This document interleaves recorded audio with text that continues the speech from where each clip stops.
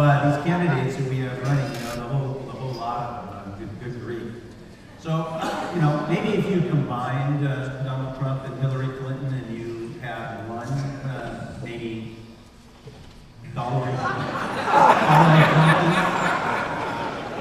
it had to be somebody that could lead our nation. I'm glad to hear that we're pushing it back to the cities, but no, maybe that's not such a good idea after all. Of course, in a bit, we're going to have Greg Valliere. He's going to talk about his title of his speech today is called Big Changes in Washington. And I was thinking, that's really the best title that you could come up with, Greg, in this election year of ours. So I hope you don't mind, but I took the liberty to come up with a new title for your talk today. Politics Unusual, Who Are These People and Why Do We Give a Damn? It's going to be a good program today, so saddle up and let me introduce our sponsors to you if I could. Our sponsors are Hudson Pacific Properties. They are our lead sponsor. They've stepped in for equity office last year after acquiring the San Jose office and airport portfolio. Thanks to Drew Gordon for not skipping a beat and for being the first one back on board this year. Deutsche Asset Management and previously Reef. They've been sponsors with us since year 1, 17 years. Thank you to Lucy Lofermento, Frank Mariana at LMA Law for their continuing sponsorship. McClarney Construction is another regular and a great firm that a lot of our folks work with. Thanks to Kevin and his team. AEI Consultants are back for their 5th year, and I hope you had a chance to visit with them out in the lobby today. And thank you as well to Rick Patton and the team from Facilicorp for sponsoring again this year. So please join me in thanking all our Trends 2016.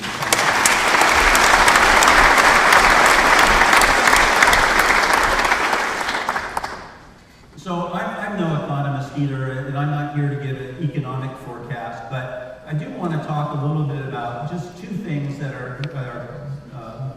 we're hearing noise about in our economy right now. And first are these unicorns that are running loose on the streets of Silicon Valley. It's all over the news, and it's bad news mostly, especially in the last couple of months. But here's a couple of facts about those unicorns. And for those of you that don't know, a unicorn is a private company that's valued at $1 billion or more. You've all seen the articles like the ones I just had up on the screen, or maybe you've seen charts like this one that make it look like we've got this huge problem with these unicorns. So just how prevalent are they in Silicon Valley? Well, there's a total of 174 unicorns according to Fortune magazine. CV Insights puts the number at 152, but let's go with the bigger number, 174. How many of those do you think are in Silicon Valley? Well, by Colliers' definition of Silicon Valley, there's just 15. 15, barely 8.5% of the total. That's the same number of unicorns that you'll find in New York City, yet nobody's writing articles about the unicorns of New York City. Now, to be fair, Colliers isn't necessarily the authority on the definition of Silicon Valley. That always seems to be shifting. So I went to the authority, the keeper of all knowledge that's held to be true, not Fox News, Wikipedia. Wikipedia defines Silicon Valley as the southern half of the San Francisco Peninsula and the southern portions of the East Bay. It includes parts or most of Santa Clara County, San Mateo County, and Alameda County. All right, so that's the encircled area up on the map, much bigger than the area I was talking about, so you figure there's got to be a few more unicorns, and there are. It adds 6 more. So that makes a total of 21 unicorns here in Silicon Valley. Still just 12% of the total, just 21 companies. So where are they all? Well, you can probably guess that Mayor Ed Lee is riding herd on a bunch of them up in San Francisco. And yes, that's the same Mayor Lee who was too busy to make our Mayor's Roundtable panel today, so we took a little liberty with the Photoshop. Mayor Lee is saddled with 34 unicorns to be exact. San Francisco is home to nearly 20% of the world's population of unicorns. So I got news for Forbes and for Fortune and the New York Times and Bloomberg and for Mayor Lee. San Francisco is not in Silicon Valley. San Francisco is not even a valley. In Silicon, I don't think there's a single chip maker in San Francisco. Unless Chippendales is a chip maker, then maybe there's one. And Mayor Lee, we know you're pissed off about the Niners and all, but they're not very good, and you can't have Silicon Valley, it's ours, so get over it and ride your unicorn off into the sunset. So where do you think that there might be more unicorns than in San Francisco? Do you want to shout it out? More than San Francisco? No? China. There are 36 unicorns in China. That's 20.5% of the total. So really, not very many of them here in Silicon Valley. And even if there were, the whole lot of them would not bring down Silicon Valley. Here's an interesting fact from Newsweek. The total value of all the unicorns put together is barely more than Microsoft's $432 billion market cap. If the unicorns lost a third of their total value, it would be the equivalent of the AIG bailout. All in all, the unicorns are a small group with an outsized image, kind of like the Kardashians. The other thing a lot of people are asking is whether it's different this time. We think it is different. Actually, we think it's a lot different. But that doesn't mean that Silicon Valley is going to be immune to a recession if there is one. If there is one, we're not going to escape it this time. So, is it different this time? Well, here's more from Newsweek. Square's last private round valued it at $6 billion. Post-IPO, its market cap is more like $4 billion. Some $2 billion went poof. For the first half of 2015 though, Square brought in revenue of $560.6 million, and there's your difference. Brought it in at a healthy growth rate. In that way, Square is very much a fortune teller for other unicorns. It operates a fine business. It disappeared $2 billion because the financiers screwed up when they invested. I also like Chris Thornberg's take. Chris is with Beacon Economics. He's the same Chris Thornberg who accurately forecasted the mortgage meltdown in 2006 on this stage at Trends 2005. And I clearly remember that after Chris did that we had a lot of negative reaction in the audience. But the fact of the matter is Chris was right. So what does Chris have to say? He's almost bullish this time around. This quote is from Chris 3 days ago, an exclusive from him to me to share with all of you. The markets do not drive the economy, rather they're a reflection of it, albeit one that can often be distorted, twisted, or even reversed like a funhouse mirror. Don't worry about the markets. Rather, ask what it is about the real economy that worries you. I think you will find that the answer is not much. I think that's pretty telling from a guy who's been as bearish at times as Chris has been. When we put together our commercial real estate forecast for Silicon Valley, we consider what the experts like Chris are saying about the economy, but where we spend most of our time is carefully analyzing deal flow, how much space is recirculating back into the market, active requirements in various size ranges, and then we look at all those trends together and we forecast them forward. And we're pretty good at it. Occasionally we get bit when the market turns, and that could happen this year. Our market report, it covers retail and investments, as well as the product types I'm going to be talking about, which are office, R&D, industrial, and warehouse, all within Silicon Valley, which Colliers defines as Santa Clara County plus Fremont. You can also pick up our San Francisco Peninsula report when you leave today.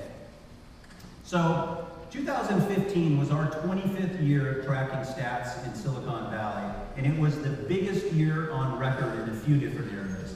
And these records are something that we forecasted here last year. So are we in for an encore performance in 2016? Last year, we said that this market cycle had plenty of runway left. This year, well, that runway has definitely gotten shorter, so you're probably going to need a faster plane. But there is some runway left for sure. Total gross absorption was up by almost 13% to 27.7 million square feet in 2015 versus 24.5 million square feet in 2014. That's nearly a 13% increase, and it's about on par with 2011. Net absorption was a whopping 9.5 million square feet, more than double 2014, and the most since, you could probably guess the year, 2000. But remember, it's different this time. Were there any trends that stood out for us coming down the final stretch of the year to suggest that things might be slowing down? Well, the answer is maybe. Total gross absorption in these four property types combined was indeed down in Q4. After exceeding 7 million square feet in each of the previous 4 quarters, total activity was just 5.9 million square feet in Q4. However, if you look at just the office and R&D categories, you don't count warehouse and industrial, and you also pull out absorption that we recorded in Q4 that was a result of pre-lease deals done as long as a year ago, but occupied in Q4, the numbers flatten out a bit, and then Q4 activity is only off by about 11%. But also, the number of deals were down in Q4. For the year, the number of deals smaller than 20,000 square feet was about 6% higher than our 10-year average between 2006 and 2015, but down 9.8% from 2014, and down a little less than 7% in the office and R&D categories. The number of deals larger than 20,000 square feet, they were down more than 10% in 2015, but still 10% above the 10-year average. So the message here is one quarter doesn't really make for a trend, but it definitely bears watching. If the market is slowing down, it's going to take longer on the supply side. Right now, the amount of pre-improved space coming to market, it's near its historic low, meaning that the market's super tight and users aren't giving up the space they have, at least not yet. The amount of existing space that was vacated in 2015, it was down by 2.4 million square feet from 2014. That figure represents the second lowest amount of existing space rolling over and coming available since 2006. Last year, we predicted that 2015 would be the best year ever for office gross absorption and net absorption, and that for the first time ever, there would be more office absorption in office buildings than absorption in R&D buildings. And we nailed all 3 of those predictions. Gross absorption of office space was up from 8.9 million square feet in 2014, which had been the second most ever, to 10.3 million square feet, an increase of 15.5% from 2014 and 47% from 2013. A record-smashing year. The office availability rate dropped from 11.1% to 8.4% during 2015, which is the lowest it's been since the 4th quarter of 2000. There's that year again. Net absorption was a whopping 4.5 million square feet, more than 2 times the 2 million square feet we had in 2014. And that not only set a record, as we forecasted, but it obliterated the previous high of 2.8 million square feet. And that previous high was when? In 2000. But it's different this time. All 4 quarters of the year had positive net absorption, extending that streak to 14 straight quarters. That's now more than a 12 million square foot occupancy gain for office over the last 5 years, with more to come. While not reaching the 2015 levels, we think you'll see 8.5 million square feet gross in 2016, with office net absorption back around 2.5 million square feet.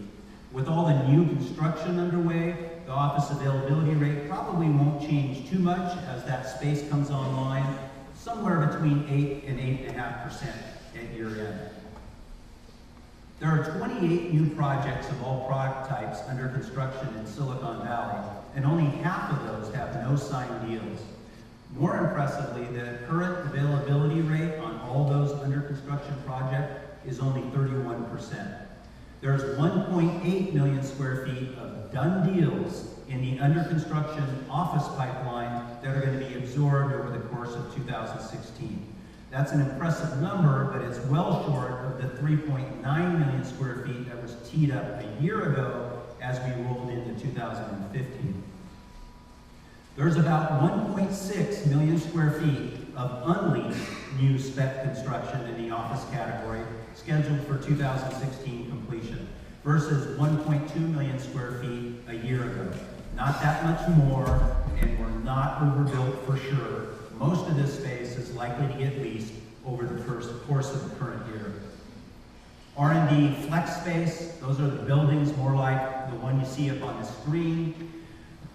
Gross absorption in these types of properties was up by 4% to 9.98 million square feet in 2015. That's now the fourth straight year of just under 10 million square feet gross for R&D. The R&D net absorption was greater than expected, 2.8 million square feet. That's more than double the 1.2 million square feet we had in 2014, and the R&D availability rate dropped from 10.9 to 9.4%. It's going to be a good year for R&D absorption, but the reality is that R&D flex buildings, as they were built, don't really measure up to what most of Silicon Valley tech employers are looking for. So this product type has the highest probability for volatility if the economy were to come to a screeching halt.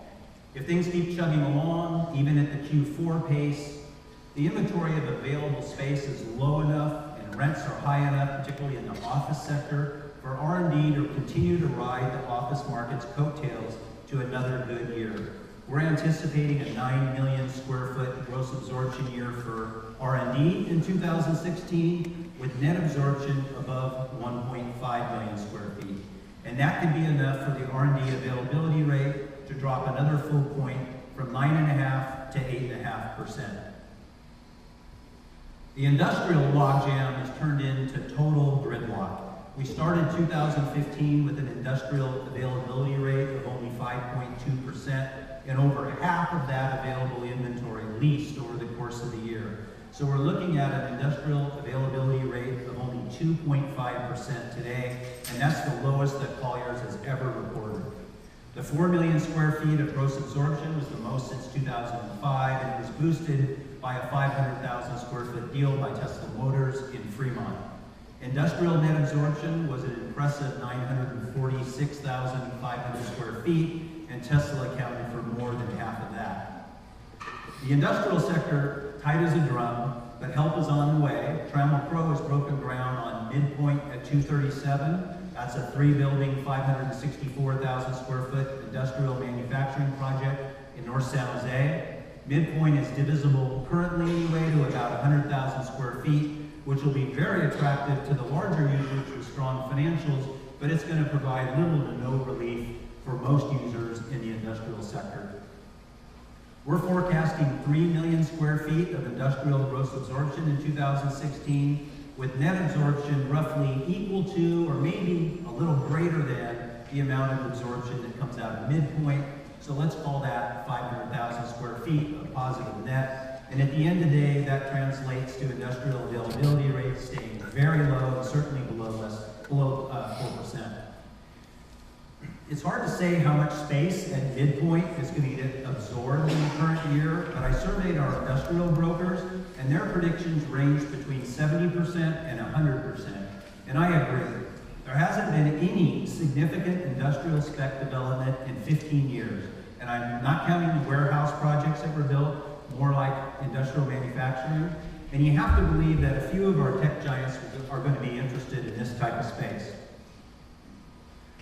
As Colliers predicted, the 864,000 square feet of new warehouse construction that was completed in 2015 was entirely pre-leased prior to completion.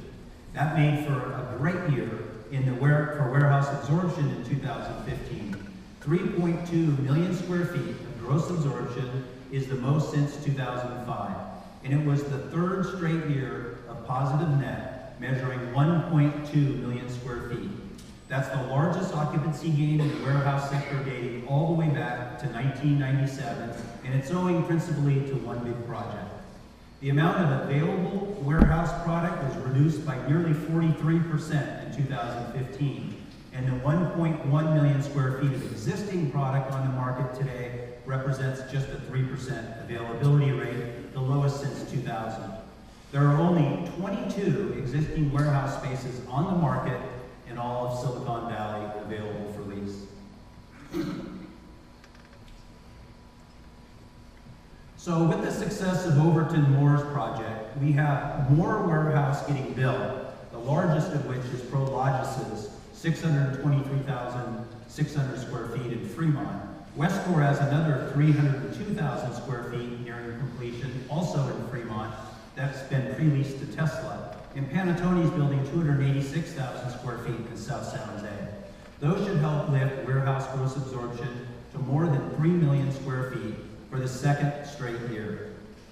There won't be much turnover of pre-existing space, but net absorption should still eclipse 1.2 million square feet, the figure that we had in 2015. And if that happens, it would be the largest warehouse occupancy gain since 1995.